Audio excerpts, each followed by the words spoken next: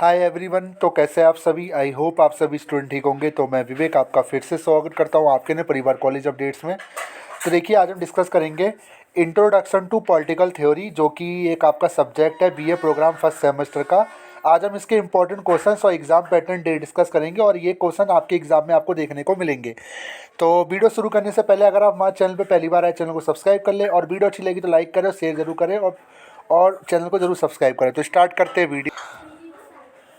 तो देखिए, important question जानने से पहले हम जरा इसका सिलेबस देख लेते हैं कि इसका सिलेबस में हमें क्या क्या पढ़ना होगा। तो बात करें सब्जेक्ट की, तो टोटल 3 यूनिट का ये आपका सब्जेक्ट है।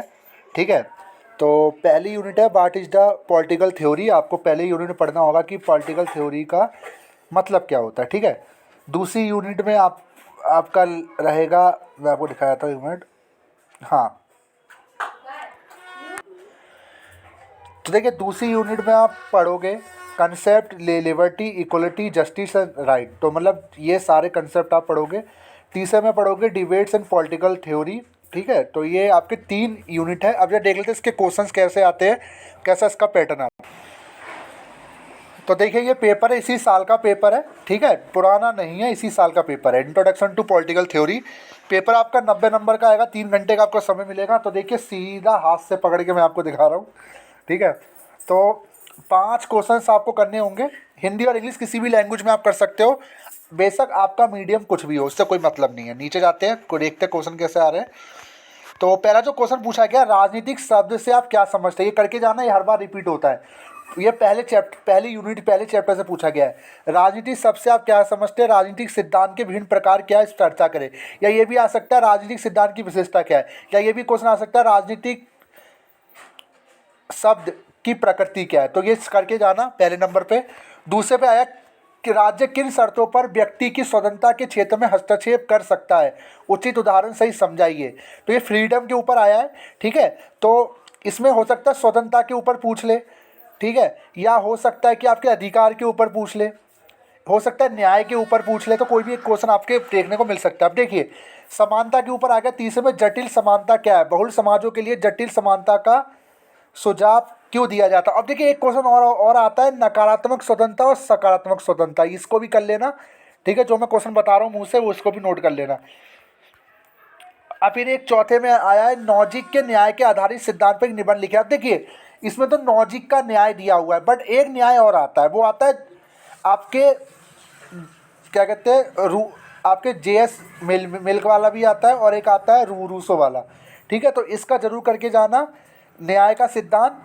तो इनका जरूर कर लेना, न्याय के ऊपर जरूर एक पूछेगा। 5वां आपसे पूछेगा, अधिकारों की 3 पीढ़ियों के विकास पर एक निबंध लिखिए, अपने उत्तर के समर्थन में उचित उदाहरण दीजिए। 6ठे में सकारात्मक कार्रवाई के प्रभाव से यह है कि एक नई नीति समाज में राजनीतिक विभाजन कारण बनती। क्या आप सहमत है? ये आपसे पूछा गया है, बना के इसे लिख सकते हो आराम से। 7वां, समानता से आप क्या समझते हैं, औपचारिक समानता और तात्विक समानता में क्या अंतर। तो इस समानता से क्वेश्चन बना है। ठीक है, 8वां है, स्वतंत्रता और समानता के बीच क्या संबंध है। ये भी इंपॉर्टेंट है, स्वतंत्रता क्या है, समानता क्या है। ठीक है, तो दोनों को एक ही में जोड़ा था, क्योंकि जब तक हम स्वतंत्र नहीं होंगे तब तक समानता कैसे होगी। ऐसा तो है नहीं कि अमीर लोगों को ही स्वतंत्रता दी जाए या अमीर लोगों को ही समानता दी जाए। तो दोनों को आपको एक्सप्लेन करना है, या तो उचित उदाहरण के साथ दोनों के बीच बहस को स्थापित कीजिए। अब देखिए, एक चीज़ मैं आपको बताना चाहता हूँ, काफ़ी स्टूडेंट को नहीं पता, एक ही क्वेश्चन के अंदर 2 से 3 क्वेश्चन पॉलिटिकल साइंस में छुपे रहते हैं। ये एक खास बात है इस सब्जेक्ट की। जैसे मान लीजिए, इसमें 2 क्वेश्चन छुपे हुए। देखिए, इसमें 2 क्वेश्चन है। अब आप कहोगे सर एक ही है, नहीं, 2। पहले तो आपको क्या करना है, स्वतंत्रता की परिभाषा लिखनी है, सब समानता की लिखनी है। उसके बाद दोनों की बीच की संबंध आपको लिखने हैं। ठीक है, देन इसमें लास्ट में क्या लिखा, यथोचित उदाहरण के साथ दोनों के बीच बहस को स्थापित कीजिए। बहस करनी है, बहस मतलब आपकी इसको आलोचना भी करनी है और इसका समर्थन भी करना है। ठीक है, तो तर्क वितर्क आप करके अपने पॉइंट में लिख सकते हो। फिर निष्कर्ष लिखना ना भूले, आपको अच्छे नंबर मिल जाएंगे। 9वें में शालीनता, सार्वजनिक व्यवस्था और भावनाओं को आहत करने से बचने के लिए सेंसरशिप का आएगा। युक्तियुक्त प्रतिबंध महत्वपूर्ण है। क्या आप सहमत है? अपने उत्तर के समर्थन में तर्क दीजिए। 10वां है आपका, निम्नलिखित में से किन्हीं 2 पर संक्षिप्त टिप्पणी लिखिए। राजनीतिक सिद्धांत का पठन, स्वतंत्रता और भारतीय संविधान, असमानता पर रूसो। देखिए, समानता का आ गया, न्याय की नारीवादी समझ। ठीक है, तो ऐसे क्वेश्चन आते हैं।